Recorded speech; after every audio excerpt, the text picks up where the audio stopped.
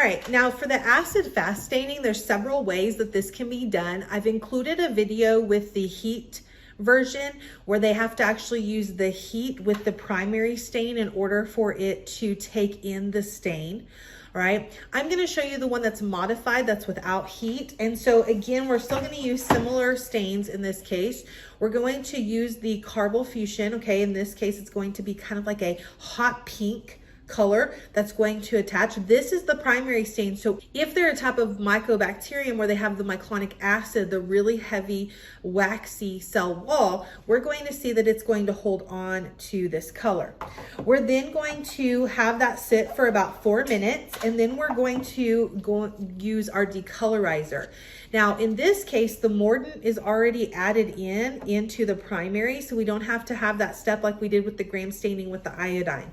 We then have our second step, which is going to be the decolorizer, which is an acid.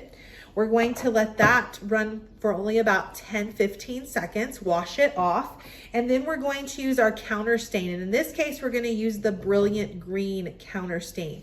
And so if it is going to not have that really waxy type of cell wall, like in this case, we have E. coli, so it's going to end up showing up green underneath the scope because this is the stain it's going to hold on to versus the primary stain.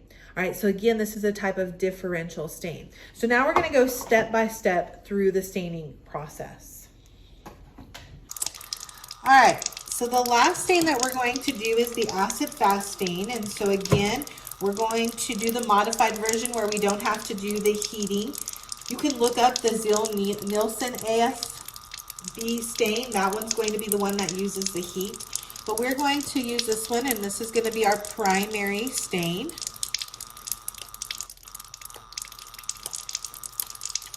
We're going to flood the slide, and we're going to let it sit for 4 minutes.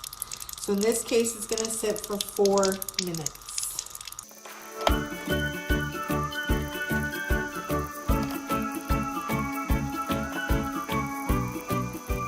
Okay, so after the 4 minutes, we're going to take this and we're going to rinse off the dye.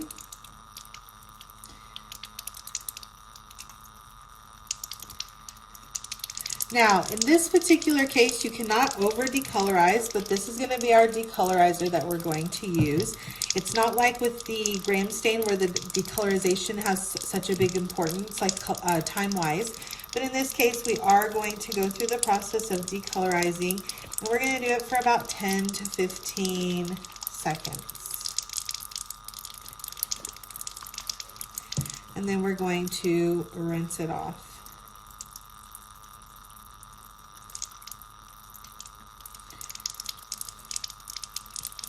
Okay, now we're going to use our counter stain, and in this case, our counter stain is going to be the Brilliant Green that we're going to use. We're then going to process of flooding the slide. Okay, when we look at this, you can also use methylene blue for this, and we're going to let it set for about a minute.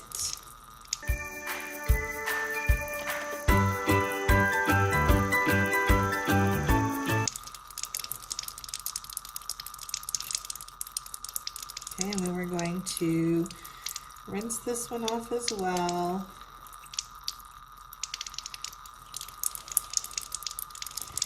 We're going to pick another page in our bibulous paper, lay it down, I'm going to blot it.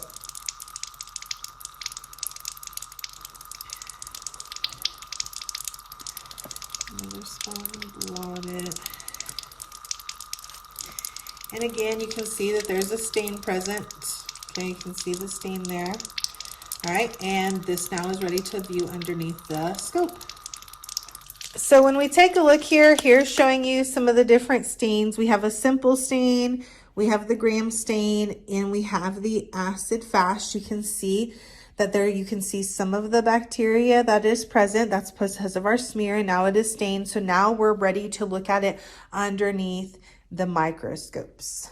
All right, and so that's covering the different types of stains. Of course, there's other types out there like we discussed for specific structures, but these are the normal stains you would do mostly in a microbiology lab when we're talking about kind of the basics, all right? So simple stains, gram stains are gonna be used most often, sometimes acid fast.